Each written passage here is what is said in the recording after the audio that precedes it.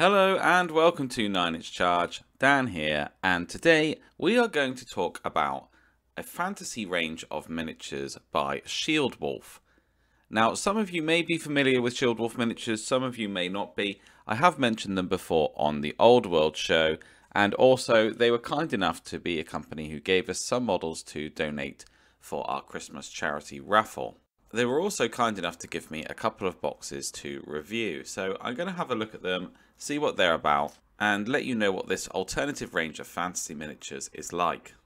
Scrolling through the Shieldwolf website, as you can see, they do have quite an extensive range of fantasy and sci-fi miniatures, and they do things that are familiar and unfamiliar. And looking through, I wanted to have a look at some of their plastic kits, and I wanted to have a look at their more detailed resin kits. Fans of the channel will know that I am hugely interested in the old world, and I was really pleasantly surprised to see that Shieldwolf have carved out a bit of a niche for themselves, making a product that Games Workshop don't make. So they do a range of ice maidens, and they've got a very Kislevite feel to them, and they ride on great big polar bears. And also they've got a range of forest goblins, which are hard plastic, and they really excited me. So I asked if I could have those two boxes to review, and they came really promptly, they came really well packaged, and landed on the hobby desk safe and sound.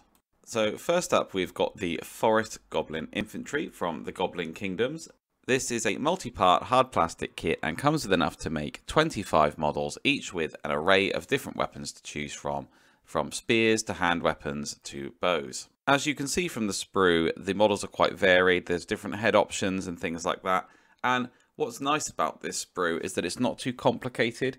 It reminds me of the old Games Workshop sprues before we had things like having to put together a shoulder pad in two parts, or a crease in the model that goes all the way down the leg. These are very straightforward. You know, you've got the body, you put the arms and the head that you want on, and you're good to go. And I do think that I prefer that, if I'm honest.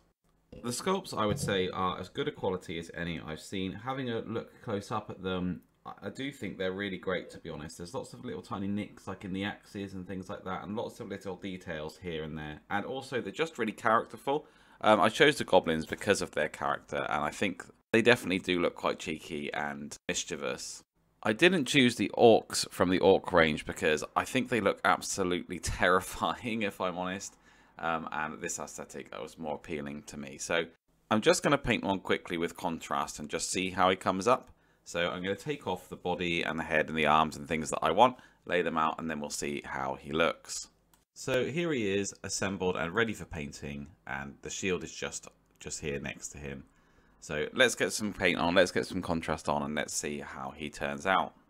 And here he is. I haven't done any highlights or anything like that on him. He is just straight out of the pot contrast, and I think he looks great, to be honest. And I think in a unit of 25, that would look really strong altogether.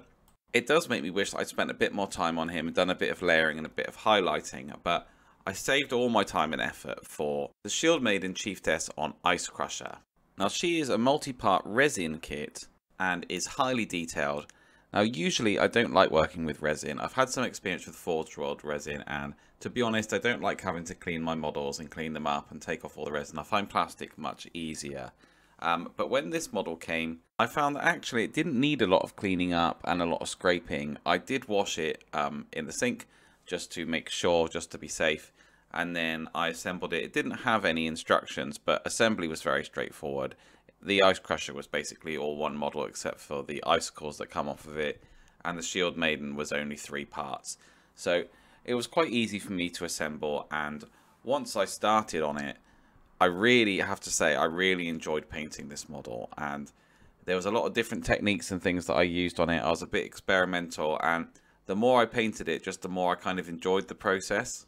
And this is the final product. This is it all done. As I said, I spent a little bit more time on this one than I did on the Goblin, and I have to say I was so happy with the result, and I think the model is absolutely phenomenal. And I don't know if you can really get a sense of it. I've put it next to the Goblin here so you can see. It is absolutely massive, and it's still true to the 28mm scale because the Shield Maiden herself is at 28mm, but the Ice Crusher is absolutely huge and a really dominating presence.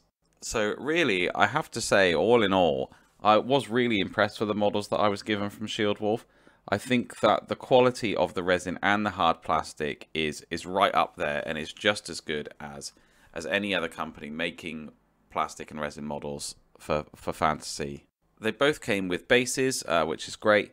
Neither came with instructions though. However, they are quite easy to put together. You don't really need a lot of instructions. I mean, you know where you're going to put a head and an arm. But for the icicles on the Ice Crusher, I did refer back to the picture to see where the larger one should go and the smaller one should go. But nothing too complicated here. In terms of pricing, I think they are in line with the quality that you get. 25 goblins is just under €30, which is about £25 or $32.50. The Shield Maiden is around just under €35, which is about £28 or $38. I think if you've got an itch for fantasy, and especially you have an itch for something a bit different and something that, for example, Games Workshop isn't producing at the moment, but have done in the past, or you want to go in a slightly different direction with the models that you've got, I think these are a really great choice. And I think, especially when I've got an old world project on the go, and I'm thinking about these kinds of units that we can't actually get hold of, I think they're a really solid choice. And the price point is just right. You know, £1 each for those goblins, I think, is absolutely spot on for the quality that you are getting. But there are ways at the moment to get these models even cheaper through their new Kickstarter campaign. And the Kickstarter campaign is to raise funds for 2 new hard plastic kits that they want to add to their range. They're going to add Aravises, which are Arabic looking female elite warriors that come with hand weapons or bows. And they're also going to add Valkyries, which are winged Nordic Viking women warriors as well.